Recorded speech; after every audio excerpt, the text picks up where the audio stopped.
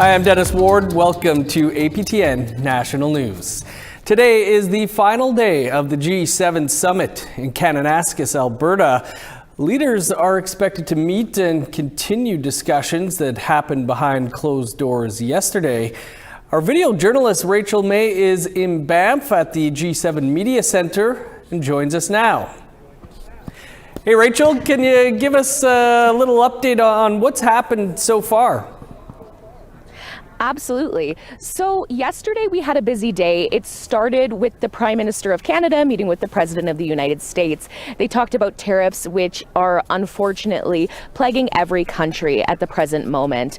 Another big topic we see here is conflict in both Ukraine and Russia, in which they keep mentioning the words unconditional ceasefire, which is what they're calling for. As for the conflict in the Middle East, they keep saying they're calling for a de-escalation, but they haven't quite hit the ceasefire point yet. What have you heard from what the top issues that Indigenous peoples are hoping to have addressed? So we have three issues that kind of keep coming up. One is natural resources and critical minerals, energy projects, oil, how tariffs are affecting that. Also how small business owners are feeling in an area where they might not be heard. As for the second subject, we're here in Alberta and people are talking about the separatism and how they want to stop that talk, and hopefully that world leaders can kind of put that separatism talk to bed once and for all. When it comes to the last point, it is continuously having Indigenous leaders have a seat at that table to make sure that Indigenous voices are heard. There's been talks about having a world leader that is Indigenous at G7 talks in the future. There's also talks about having Indigenous leadership just at any level, whether that's when U.S. talks are happening for land and mineral deals. Same with Canada, that is happening here as well. Have you spoken with many Indigenous peoples there on the ground? I have. I've actually talked to land and mineral owners from North Dakota. They were talking about how a lot of people right now are just hoping to break even. And in this economy, it is not ideal to be having tariffs already when oil prices are fluctuating as rapidly as they are, considering how many conflicts there are in the world right now. As far as Canadian issues, they really are focused on continuing to honor treaties, especially here in Alberta, keeping that right at the front of people's minds. But I will have more on that later today in the evening cast. Sounds to me like you might have talked with the Hall family there.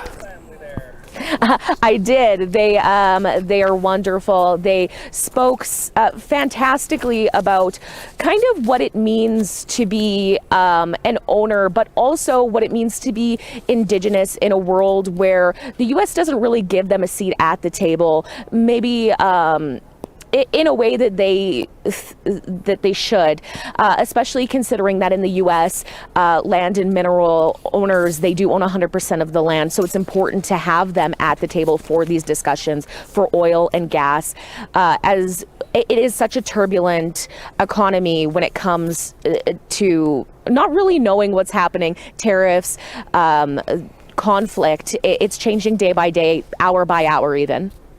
Rachel, we'll leave it there. Looking forward to your report coming to us tonight. That's video journalist Rachel May, live in Banff at the G7.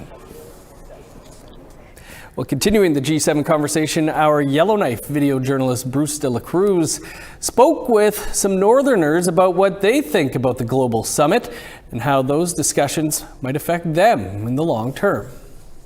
The 50th G7 summit has international leaders gathering in Kananaskis, Alberta this week. Economic partnerships, especially those between the US and Canada, has risen to the top of this year's agenda. But what does the average Canadian and Yellowknife think of the summit? Well, you know, I'm really interested about how ultimately the tariffs affect the Canadian economy and trade, you know, between Canada and the US, because we're such important trading partners. As a fleet show man, why do you think it's important for yourself and other Indigenous people to stay connected and stay on top of global politics? Because it's our culture to look after a lot of people left and right. It doesn't matter about the color, we just care about a lot of people. like there's a lot of broken promises and a lot of broken treaties and such, and the fact that given the circumstances that we're living in today, and housing crisis, money crisis, and it's just everything's going downhill, and leaders need to remember that, the fact that we're all humans at the end of the day, man. If there's anything that you would want to say or ask any of the leaders down south that are at the summit, what would you want to ask them? Why us? Why us, as Aboriginals? Like, why the poor? Why not the rich? And the rich stay rich, and they stay rich off the poor. And that's been a glimpse into people's opinions here in Yellowknife on the summit. Stay tuned for more developments as APTN continues its G7 Summit coverage.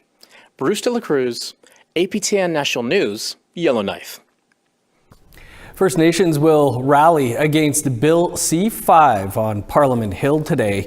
Yesterday, C-5 was the topic of discussion as well, this time involving both the House and the Senate. For most of the day, members of Parliament debated C-5 during second reading. Meanwhile, at the same time, the Senate held a committee of the whole to study the legislation. It's all part of Prime Minister Mark Carney's push to have C-5 passed by July 1st. Indigenous leaders were present in the Senate Monday afternoon to give testimony about the proposed legislation. Several senators asked those leaders about their opinion about the speed of the process. Slow down. Take the summer. Go out there and talk to people. Talk to Canadians. Talk to First Nations. We know how it feels to have Trump at our borders. Let's not do that and have Trump-like policies with each other. Let's take the time and do things properly. I think that's going to make this country a better place. So I think one of the options that they have right now is to give clarity and assurances both to the private sector, to us as governments, that there will be a time frame. There will be assurance to all of us, all parties, that we will have this consultation fully understood by all. And at least then we could all walk together. If not, you'll see matters back in court again. And we'll bring you more on that rally happening now on Parliament Hill on the newscast at 6 p.m. Eastern Time. Time for a quick break, but stick around. There's more to come.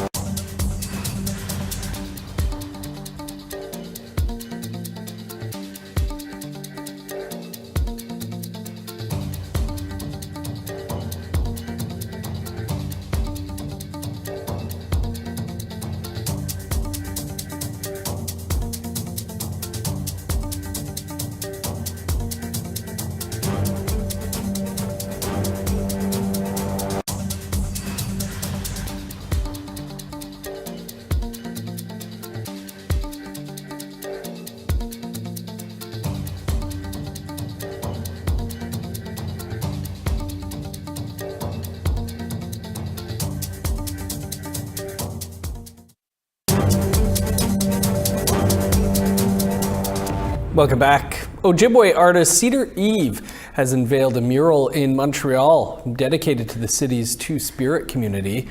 It was completed in 2024, but it was recently officially presented to the community to coincide with Pride Month and Indigenous Peoples History Month. Our reporter Savannah Craig spoke with the artist and those involved in helping this mural come to life. It's important to keep reminding people that we are here.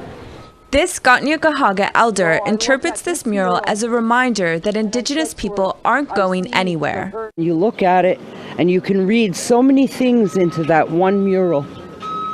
From the agony, from the suffering, all the way down to the knowing.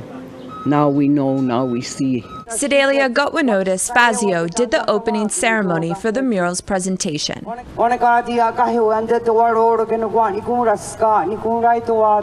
She says pieces of art like this are more valuable than land acknowledgements.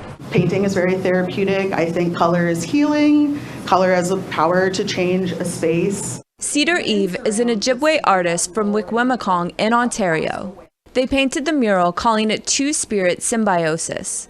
It represents their own relationship with their identity as a two-spirit person. In the image, there's one main head and then there's two heads coming out of it. And I think how I feel in between two worlds in that sense of just like, I feel like my position and role changes on a day-to-day and how I interact with community and kin and my family. Widia La Riviere is the executive director of Makana, a non-profit organization that raises awareness about Indigenous realities. Makana worked alongside the Two-Spirit Committee to make this mural happen.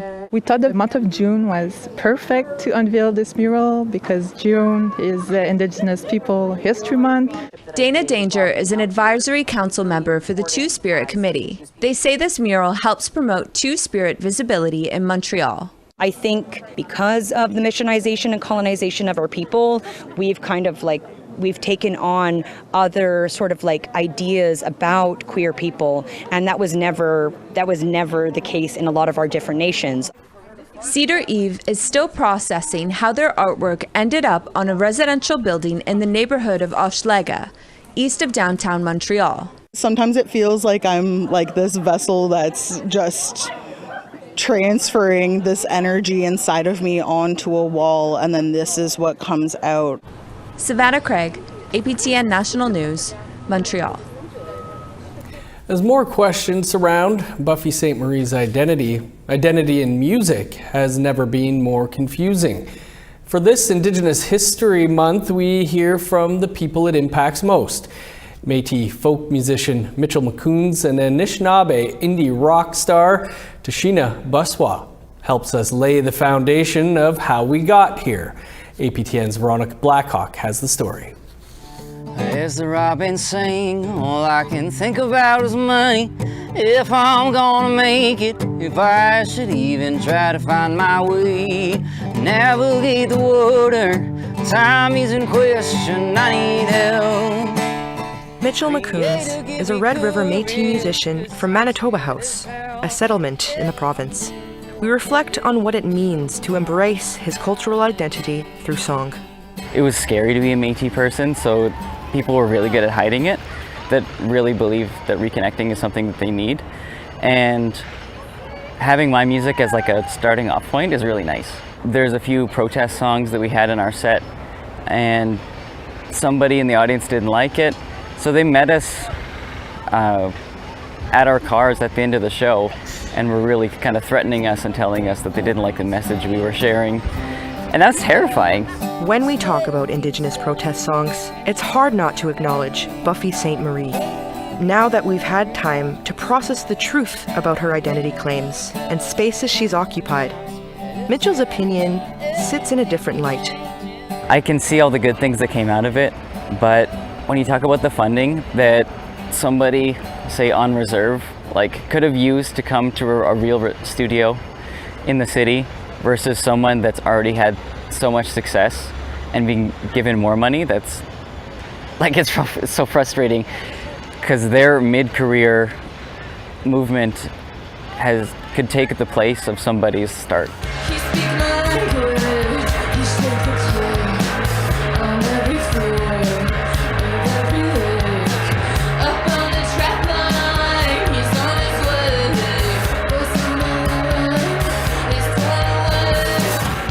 Masqua is the Anishinaabe singer-songwriter from North Spirit Lake First Nation, Ontario, and the voice behind Montreal's new post-punk outfit, Ribbon Skirt.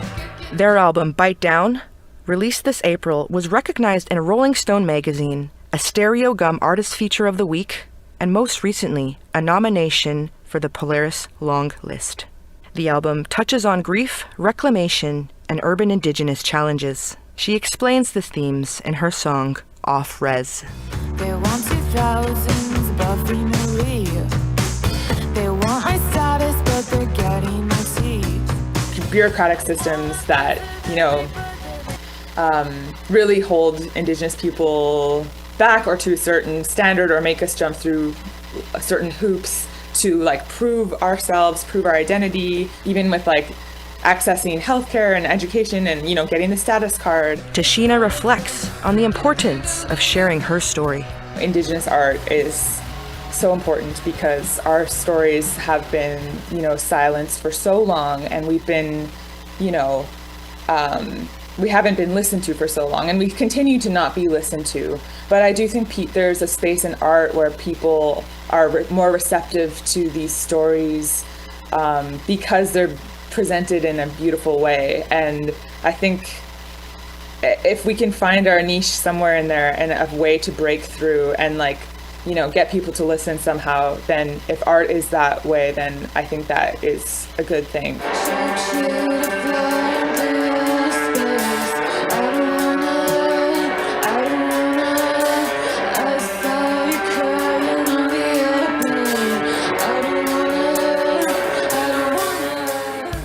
This week, we speak with a range of artists and industry professionals to unravel the challenges and rewards of what it means to make Indigenous music in Canada. Here to walk along with you in that good way, I'm Veronica Blackhawk, APTN National News. And we'll have part 2 in Veronica's series tonight on the news at 6 p.m. Eastern Time. Now to one of this week's web poll questions. And we're asking whether you are prepared to evacuate your home in an emergency. Yes, very, yes, somewhat, or not at all. You can go to our website, aptnnews.ca/polls to cast your ballot. The Métis National Council has teamed up with a Métis game designer to try to bring Michif to a younger generation. More on that after the break.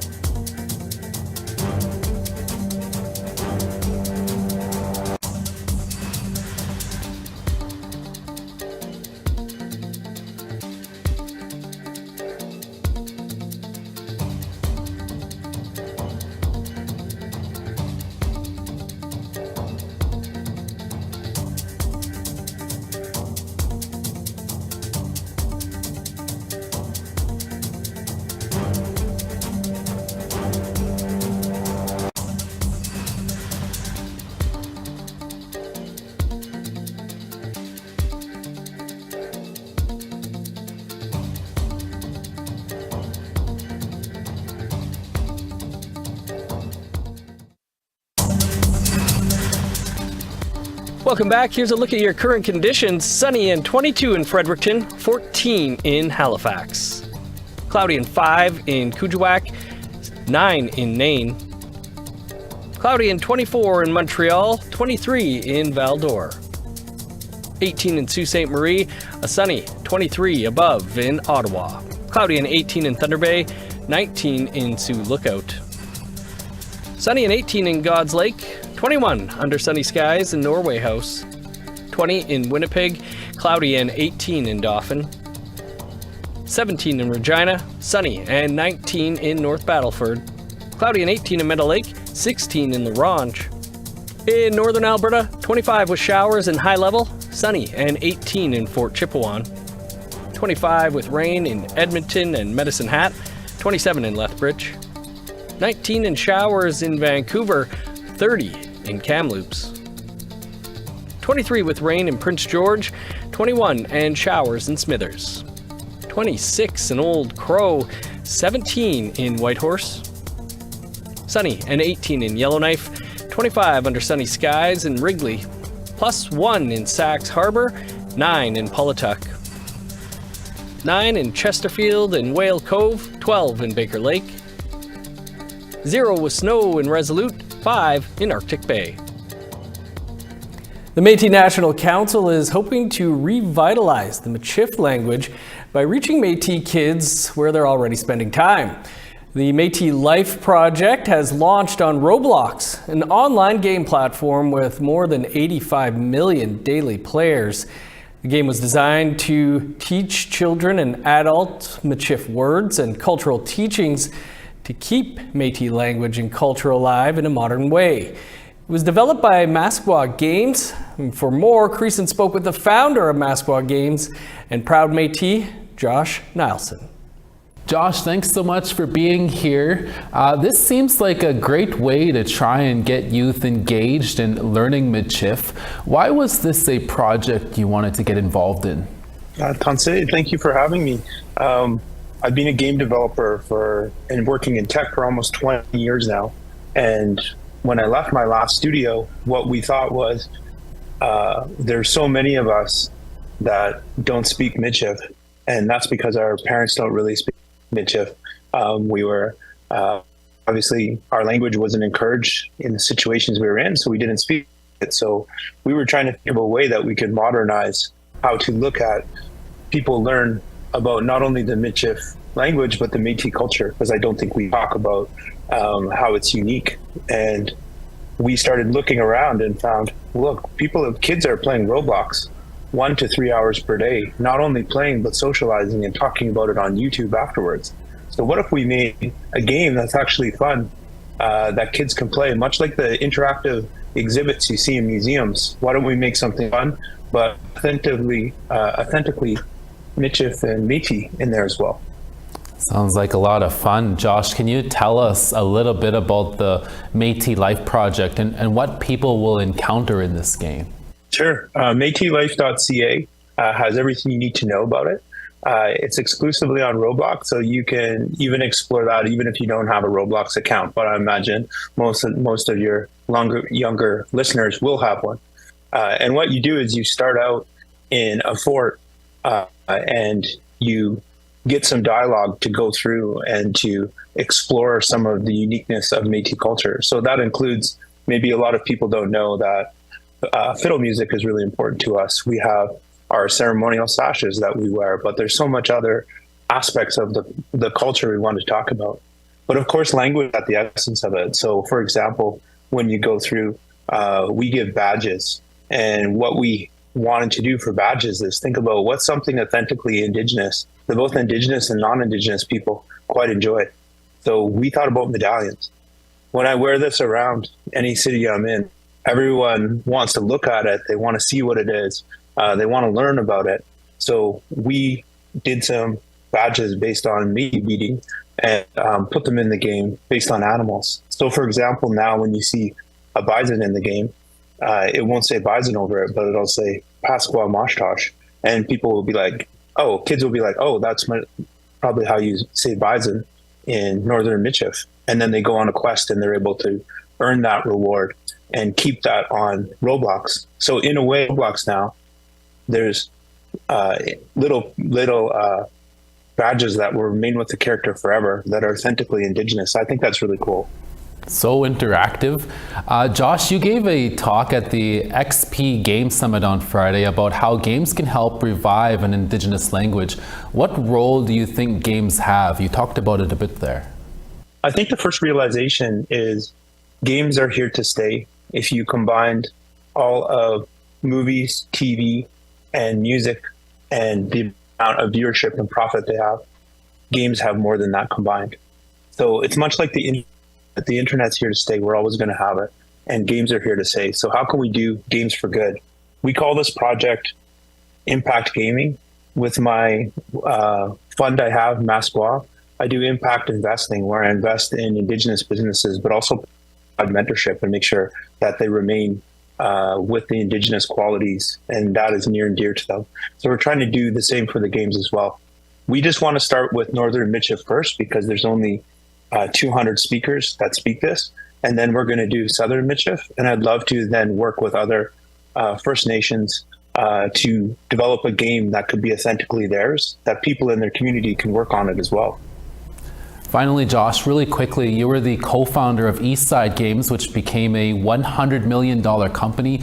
Is there much Indigenous representation that you see in the gaming industry? This is part of the reason why I wanted to do the project. There was less than 0.7%, less than 1% in my last couple of years of working at Eastside Games, and we work to improve that to 1.4%, but I don't think that's good enough. What I'd love to see is this project get started up. We start working with the various nations, and to see 1,000 new Indigenous developers in a year, 10,000 more in 5 years, and just grow from there. Games are the new blue collar jobs, and I'd like to be just a small part of it to start spreading the word and getting more people to play games, build games, and do games as a job. Well, Josh, we'll have to leave it there. Thank you so much for speaking with us today, and we'll definitely have to check out the game on Roblox. Merci. Very cool idea. That's all the time we have for your first look at the day's news. You can stay up to date with the very latest by visiting our website, aptnnews.ca, and we will be back at 6 p.m. Eastern Time with your APTN National News. I'm Dennis Ward. Marcy Miigwech, thanks for being with us. Have a great afternoon.